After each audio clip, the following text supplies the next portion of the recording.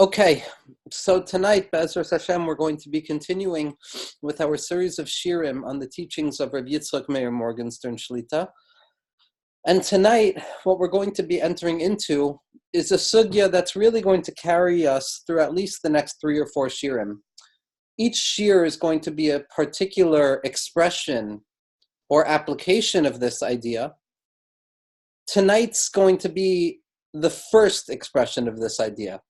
But like we said in the beginning shirim, especially in last week's shir, with regards to the path in learning that Rav Meir has developed, which sees a necessity in entering into the world of pratim and difference of opinions, and from there elevating oneself to a world of unity where everything supports each and every other thing, and there's a unified whole, only to then emerge into a space of Keser that is higher than both of those oppositions, higher than both the particularity and the pratim of Bina, higher than the klaliyut or the wholeness of Chachma, into this paradoxical, almost impossible space of Keser, which contains both the pratim and the klal at once, that contains the myriad opinions which apparently disagree with one another, yet in some mystical way, through the secret of faith, through the Raza de Mehim Yusa,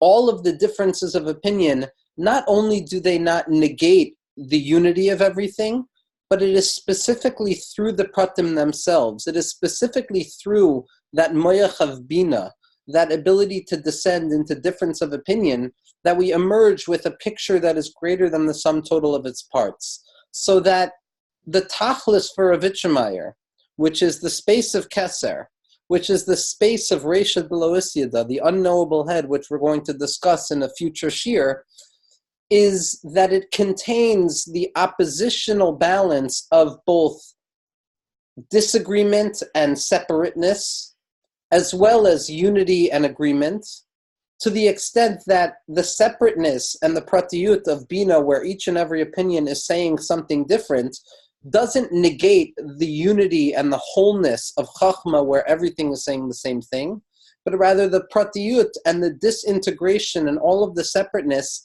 actually allows us to experience unity in a greater way. We discussed that entire process last week in terms of how Rav Meir looks at the entirety of Torah, that each and every opinion is in truth separate and apart, yet in all of their separateness they announce one unified whole and the voice of Torah that contains all differences of opinion. Not, God forbid, that all the differences of opinion are shown to be nothing, because that's all too easy. It's all too easy to claim that everyone is coming to say the same thing.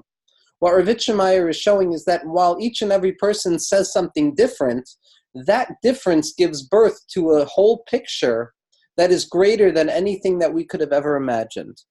Now, like we discussed last week, one of the unique factors of Rav Meir Morgenstern Shlita is that in his activity, both in how he learns Torah and really how he carries himself. Now, with regards to how Rav Meir Morgenstern carries himself in the day-to-day, I can't stress enough, well, let me pause for a second, because what we didn't be mocked him with was the fact that everything that is said tonight is my own humble opinion of what Rav Meir Morgenstern is coming to the world to say and what he's trying to convey through his writings, and that any mistakes that arise out of what is being said or any misunderstandings are to be leveled at my stender, at my chair, from where I speak, and not, God forbid, from the space of Rav Meir Morgenstern. That being said, I cannot claim to have had enough experience with Rav Meir to understand how his lived experience or how his active engagement in the world is a reflection of what we're seeing in the Torah of Rav Meir Morgenstern, just the same way that the Torah of Rav Meir Morgenstern is a reflection of how Rav Meir Morgenstern engages in the world. But suffice it to say that the videos that we are zochet to watch, and the small amount of time that I personally have been zochet to spend with Rav Meir, highlights the fact that everything that we're going to be discussing, both by way of his learning and the way that he approaches avodah, is going to be the exact expression of what he's trying to convey from a quote-unquote machshava diku approach. That the Kabbalah of Rav Meir, the Hasidus of Rav Meir, the system of Rav Meir that has really not been developed by anyone other than Rav Meir, is expressed and experienced in the day-to-day activity of Rav Meir, to the point that the tzaddik and his Torah are one, and that the Torah and the tzaddik are one.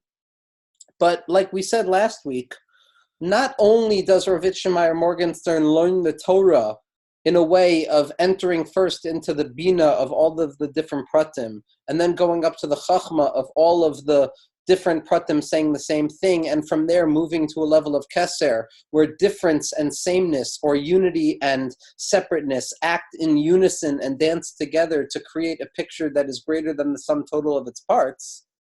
The same can be seen in Rav Meir's approach to the entirety of Kabbalah and the entirety of Hasidus, which is what we're going to be discussing tonight. Now, the title of tonight's shir is going to be Adorning Perfection.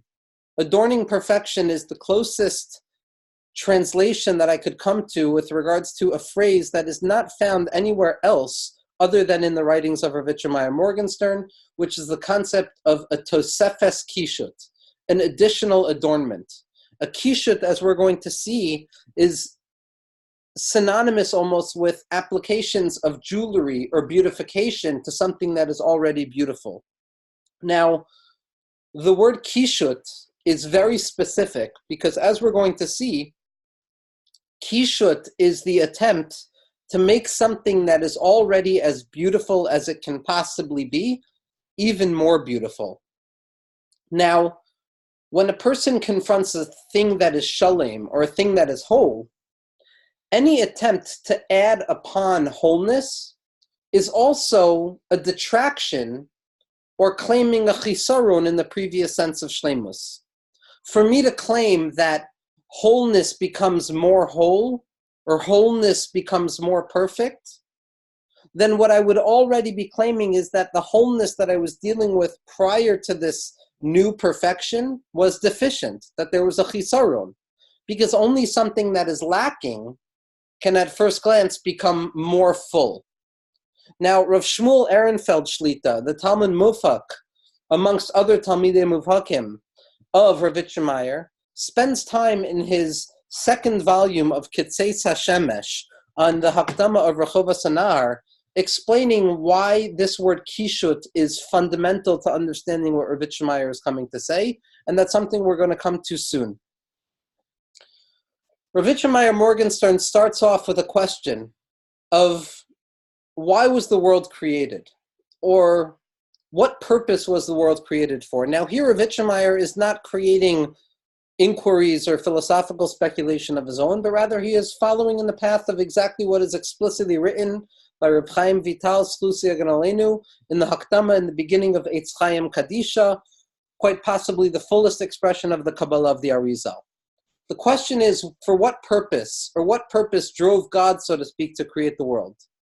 Now, what a person encounters when they begin learning Eitz Chaim, and this is something we discussed in the Shirim on the Leshem Shvoi V'Chalaima, and it's something that we discussed in the Shirim on the Eser Sviros B'derech Avoda, but a person finds two separate answers at the outset of Eitz Chaim from Rav Chaim Vital recording the teachings of his Rebbe the Arizal. In Shar Aleph, Perek Aleph, in the beginning of Eitz Chaim, the Siba, the purpose for the creation of the world, is as follows. The Arizal states that God, so to speak, that God, Kavyachol, has all of these different manifestations contained within pure potential that can only be expressed vis-a-vis separateness. That God, so to speak, Ein Sof Kavyachol, HaKadosh Baruch Hu, that thing, that God that we daven to when we say the words Moda'ani, or when we have a machshava to try and settle our anxiety, that thing that we somehow, some way have direct connection to, in spite of the fact that it is so impossibly distant from our grasp, decided Kavyachol in its originary awakening of its desire, Kad Salik Berusa Lemivre Alma, when that desire was awoken to create the world. The desire, Kavyachol, was for the infinite to manifest itself with infinitude, for there to be some place or something for God's pure potential to become manifested in actualization.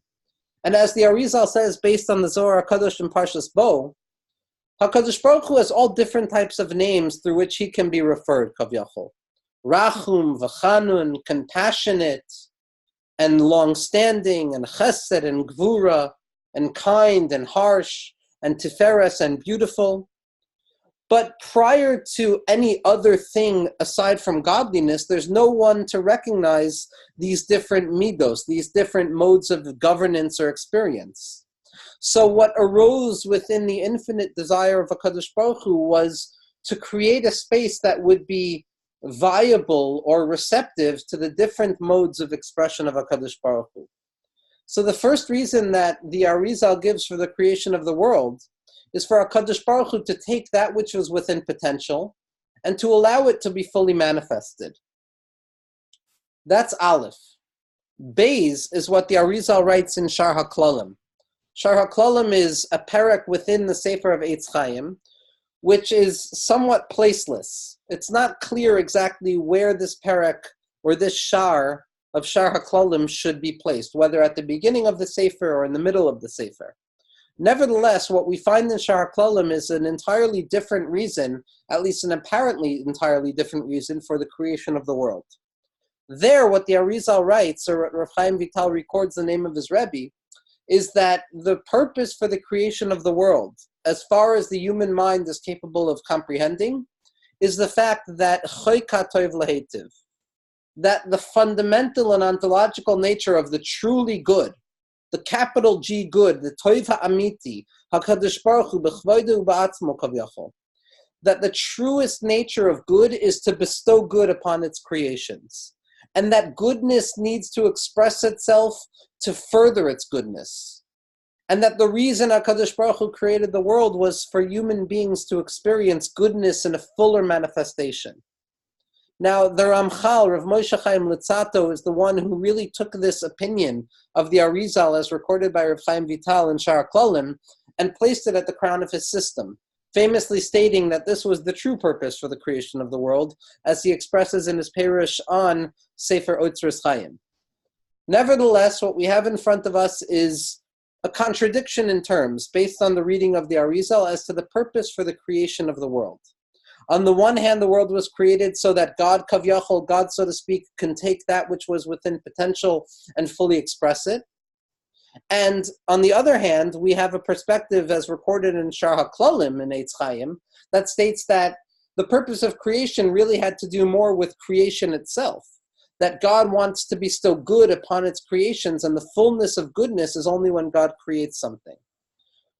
These two fundamental differences of opinion are going to be shown at the end of this year to really be expressing the same exact thing. And the question for Avitcher Meir Morgenstern is how we come to a place where these two different opinions for the creation of the world can really be shown to be simultaneously the same exact purpose. How it could be that God manifesting himself, Kavyachol, from potential towards actualization can be the same exact experience of human beings experience goodness in the fullest form of goodness.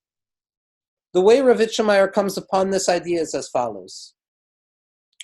Prior to the creation of the world, prior to the Tzimtzum, prior to God Kavyachol deciding that he wanted to confine himself or constrict himself and limit himself so that something other than godliness can become manifested, prior to that original desire of HaKadosh Baruch Hu to limit himself, everything was infinite. The infinite light of God, of goodness, of clarity, of unity, of oneness, of lack of separation, no anxiety, no desire, menucha, that was ever present. That was clear as day. That God Kavyachol is in his infinitude was fully present. But there was a problem. There's a problem with infinity remaining infinite. Because infinity remaining infinite, or HaKadosh Baruch Hu remaining present in all manners of presentness without any distortion, without any constriction, without any concealment, without any tzimtzum, like we said last week, it becomes boring. There's no chiddush, there's no novelty for Ein Sof, for the infinite, to remain infinite. And therefore, God, so to speak, desired to create something that was finite, to create something that was separate and apart from godliness. And that is what creation is.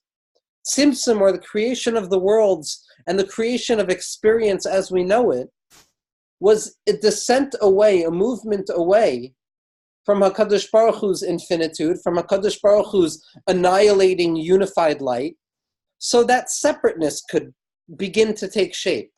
What Rav Meir describes hundreds of times as chiluke dargin, the distinction and the separateness of levels, of gradations, the fact that there is a difference between up and down, of right and left, of north and south, of east and west.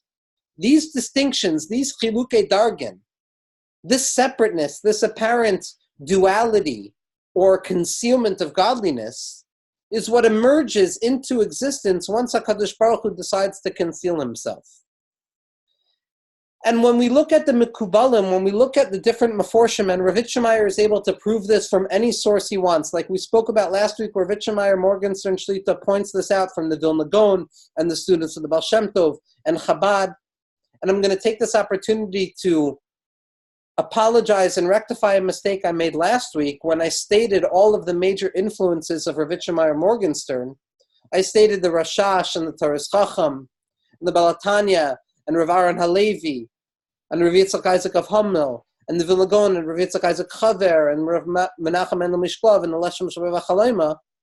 The one space that I unconsciously forgot to acknowledge was Kamarna. That the Chasidus of Kamarna, the Zohar Chai, the Nesiv Mitzvah, the grandfather of Kamarna, the Atera Svi, are fundamental. They're almost an Even HaShasiyah of the system of Rav Meir.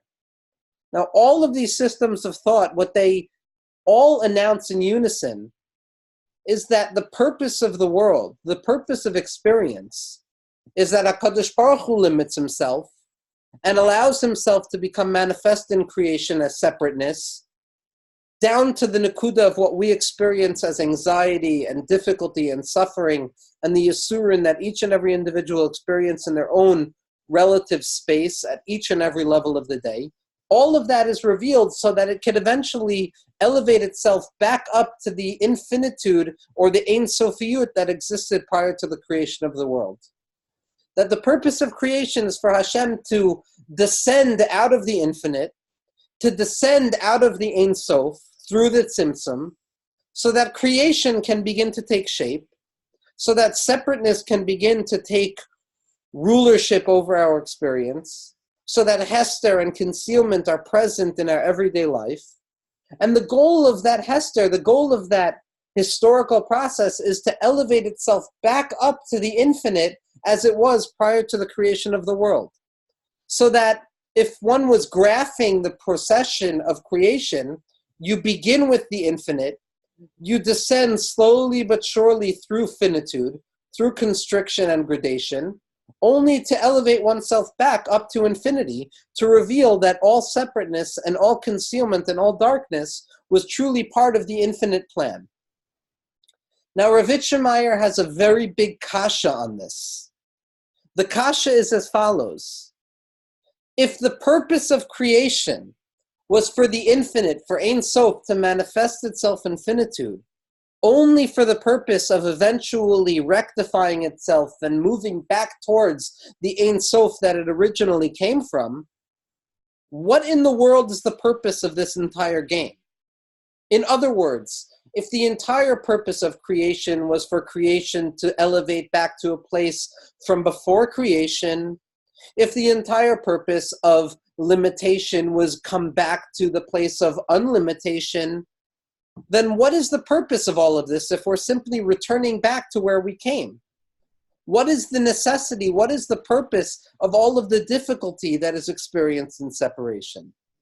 If the entire purpose of suffering and concealment and hester and darkness and limitation is so that limitation and Hester and darkness will eventually move back to a place from which it originally came, which was infinite, then what gain is developed out of the entire process of history? What do we earn out of all of this? And this is a problem that drives the entire system of Ravitcher Meir Morgenstern Shlita. Ravitcher Meir feels that it is impossible to claim that God Kavyachol decided to create a world through disparity and through distinction only to eventually go back to exactly where it came from. To claim that existence doesn't provide any addition, to claim that existence doesn't provide any benefit to the individuals who experience existence, for Ravitcher Meir is an impossibility. And so what Ravitcher Meir says is as follows. Prior to the creation of the world, there was infinity. There was Ein Sof. There was light unbounded. Everything was clear as day. After the decision to create the world, there's constriction. There's limitation. There's concealment. There's disintegration. There's particularity. There's separateness. There's difficulty. There's suffering. There's pain. There's anxiety. There's chet, chas v'shalom.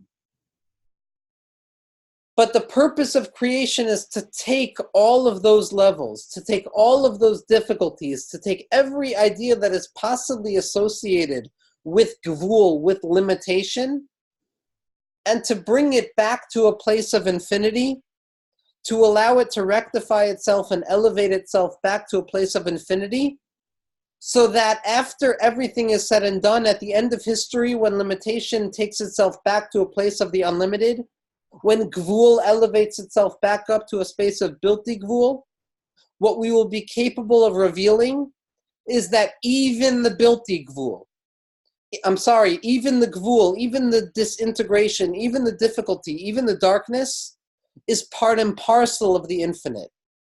That the purpose of creation is to show that the infinite God, Kavyachol, has the capacity to express itself within finitude and limitation, and that finitude and limitation and darkness and gvul and hester, not only are they not contradictions to the infinite light of HaKadosh Baruch Hu, but it is only through limitation, it is only through concealment, it is only through darkness, it is only through chiluke dargin that we are capable of fully expressing the power of the infinite.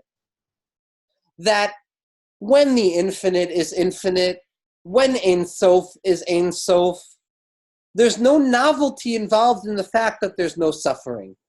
There's no novelty involved in the fact that everything is shown to be a revelation of godliness. So God Kavyachol decides or desires to descend into constriction, into difficulty, into that which is apparently the opposite of godliness, down to the most basic experience of suffering that each and every Jew experiences in the day-to-day life of mundane experience, to show that even there, and specifically there, the light of godliness is revealed in a more potent form. So that now that God Kavyachol has moved out of the infinite into finitude, now that HaKadosh Baruch Hu has decided to move out of unlimitation into a state of limitation, when limitation elevates itself back up to that unlimited space, not only do we return back to that infinity or Ein Sof that existed prior to existence, but we show that Ein Sof and infinity in God is so much stronger than we originally conceived. Because when God existed only in and of itself, without any constriction, without any darkness, there's no novelty. But when God shows himself, Kavyachol, to be the master and the ruler and present within darkness itself, now the infinity of God is shown to contain not only light, but also darkness. Not only the infinite, but also the finite. Not only the unlimited, but also the limited. And so that through creation, Kavyachol, through experience, through existence, through the formation of the worlds, the entire purpose of God in this world is to show that HaKadosh Baruch Hu can express himself within limitation as much as he can express himself within the non-limited experience. And just as HaKadosh Baruch Hu can express himself in light, HaKadosh Baruch Hu could express himself in darkness. And just as HaKadosh Baruch Hu could express himself in that which is unlimited and unconfined and without difficulty, HaKadosh Baruch Hu could be present within difficulty and within that which seems to move against infinity. So that when creation ends, when creation is finally able, like Ravitcher Meir shows throughout all the Machabrim, to elevate itself back to the place from which it came, it's almost going to a place that is higher from where reality is born. Because reality was born out of a place of infinitude, and infinitude alone, where Ein Sof existed on its own, by itself. But when we elevate creation back up to its source, we're now coming with all of limitation as well, so that the unlimited and the infinite from which we emerged is now forced to show that it is greater than it originally appeared. That the infinitude that HaKadosh Baruch Hu revealed prior to the Tzimtzum is now shown to be greater than the infinitude that existed prior to the Tzimtzum. Because prior to the Tzimtzum, it existed only in a state of infinitude and nothingness. But now, once we've descended through the entire experience of something with all of the vicissitudes and the difficulty that somethingness conveys, each and every individual understands this in the recesses of their own heart. We now show the infinite to contain the capacity of something and nothing at once, of ayin and ani at once. That the word ayin, the word for nothingness, which conveys the infinitude of HaKadosh Baruch Hu prior to the creation of the world, is the same letters as ani, as egoism, as subjectivity, as particularity, as difficulty, as suffering, as constriction, and all of the difficulties that we encounter in our individual daily lived lives. That is shown to be also part and parcel of the infinite. Now, this is not, God forbid, a chiddush of Ravitcher Meir.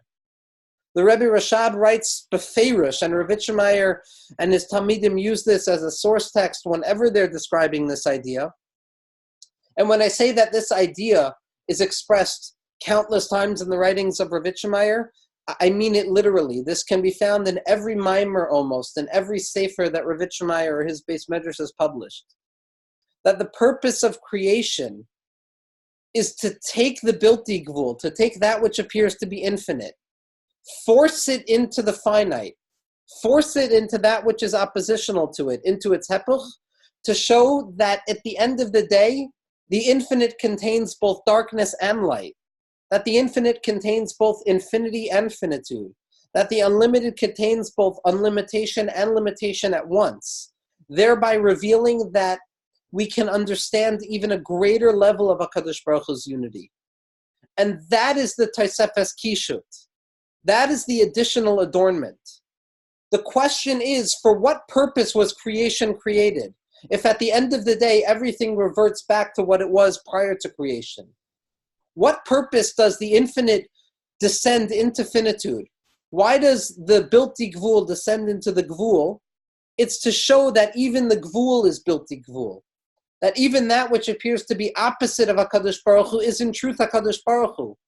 To show that not only can HaKadosh Baruch Hu reveal himself in infinitude and light, but HaKadosh Baruch Hu can be specifically found within finite existence, within the day-to-day, within the dira betachtonim.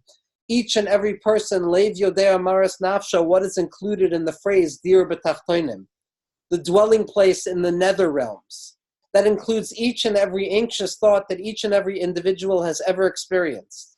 And again, I need to stress in parentheses, Ravitcher Meir doesn't apply these teachings to the realm of anxiety. Ravitcher Meir doesn't apply these teachings to the realm of addiction. Ravitcher Meir doesn't necessarily explicitly apply these teachings to the daily struggles that each and every person in 2019 encounters. But it's my taina and my belief and my deep emunah that Ravitcher Meir Morgenstern's Torah is coming to share with us an insight into our daily experience that is hitherto unexpressed, at least as explicitly as it is in his writings. That it is specifically in the gvul, in the difficulty, in the darkness, that a person experiences the greatest manifestation of godliness.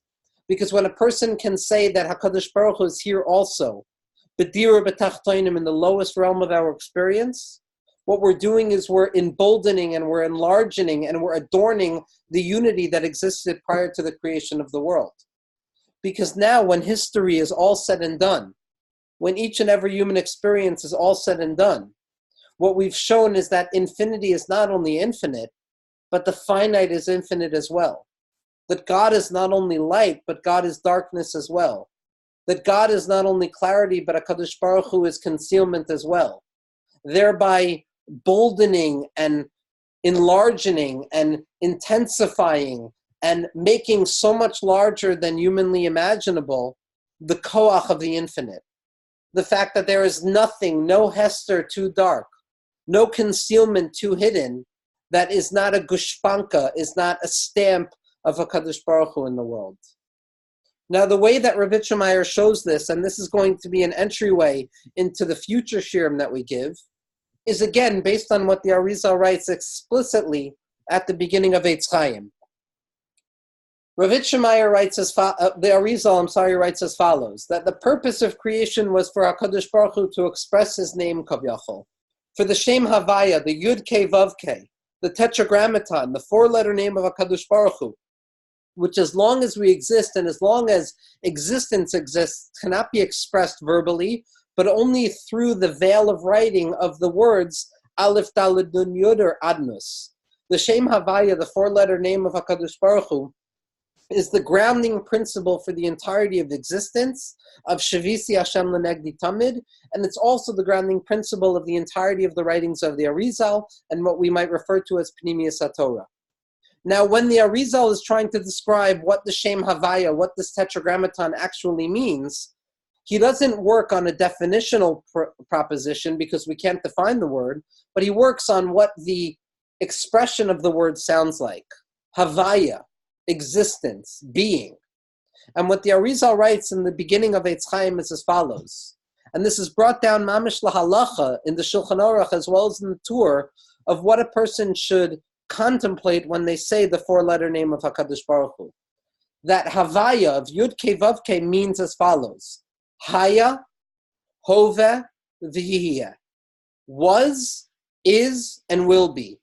Haya, which implies past, that which took place in the past, that which was. Hove, that which takes place in the present, that which exists in the present moment. V'yihiyeh, that which will exist in the future.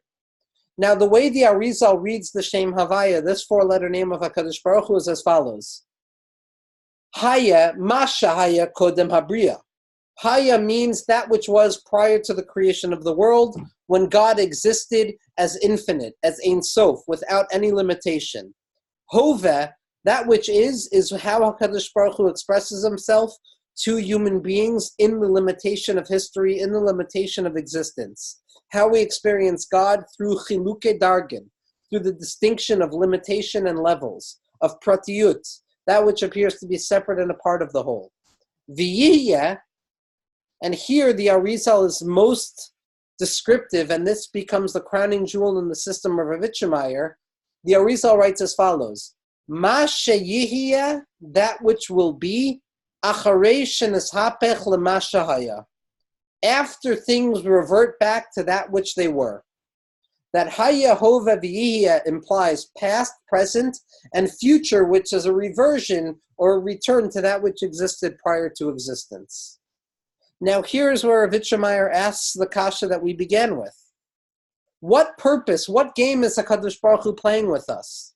If the entire purpose of creation is to take that which was infinite and allow it to manifest itself through that which is infinitude and limitation, only for the sake of emerging as that which will be, which is a return to that which was, so that the entire purpose of existence is apparently a movement from infinity into finitude and then eventually back to the infinite. Rav Meir asks a major question: what purpose does this play? What role are we meant to experience in existence if this is the only thing? Because if we're only returning back to that which was, we haven't gained anything. And this is where Rav Meir stresses himself most explicitly. You're right that we descend out of infinity. We descend out of that which was, through that which is. That infinity manifests itself through finitude, that the unlimited manifests itself through the limited. But what happens at the end is something additional. That which happens in the future is not simply a return back to that which was. It's not simply a return back to the infinity and the Ein Sofiyut and the unlimited nature of light that existed prior to existence, but rather it is a return to the infinite light with the renowned source of Tosefet Kishut. We're now bringing an additional adornment. We're showing HaKadosh Baruch Hu, you were infinite prior to the creation of the world. And you forced us into finitude with all of the suffering that entails. And we're coming back to you to show you that even finitude, that even suffering, that even difficulty, that even light, that even darkness, that even our particular forms of concealment are still representative of your infinity. That our entire experience and limitation is still part and parcel of the full manifestation of your infinitude. That the descent into difficulty is to show how large and how encapsulating the true nature of infinity is, to the point that infinity can contain within itself that which is finite as well, and that light can contain darkness as well.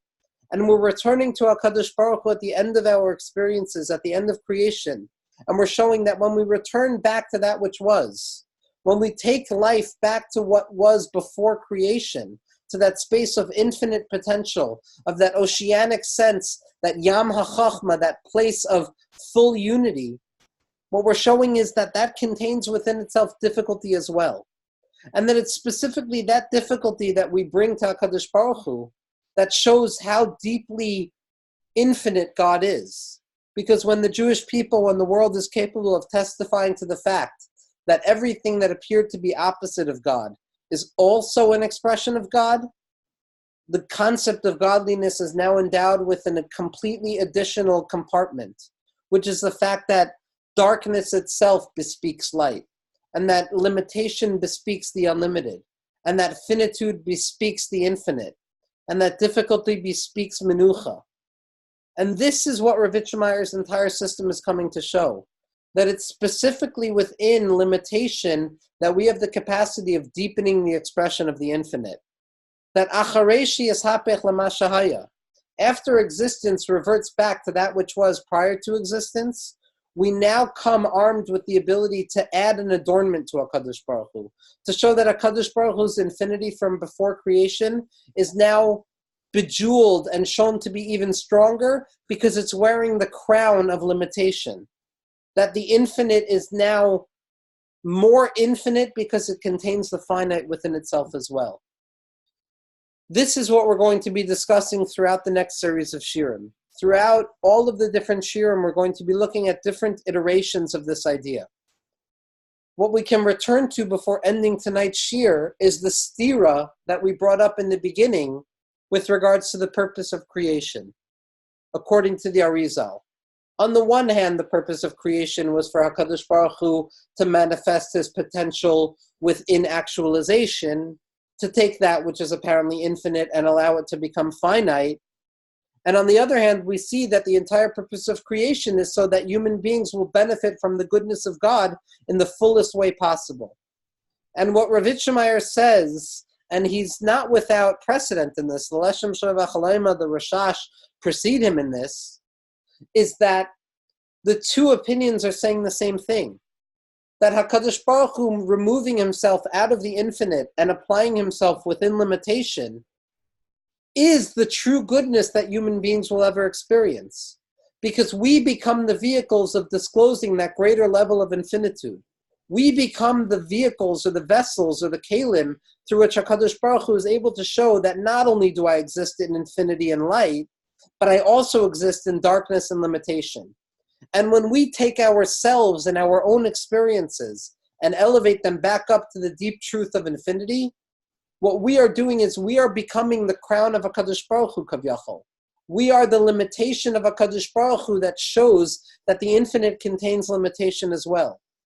And that the purpose of HaKadosh Baruch Hu's disclosure of himself from infinity into finitude, is also simultaneously the greatest pleasure that an individual can experience each and every moment that we recognize that what we experience in limitation and darkness is also an expression of infinity and light. Next week, Be'ezras Hashem, we're going to be discussing this in a practical manifestation of the psychology of avodah, of what each and every human being experiences through the teaching of the Baal Shem Tov and its echo through the writings of Rav Meir Morgenstern of Tainug Tmidi Eno Tainug, that perpetual pleasure is not pleasure.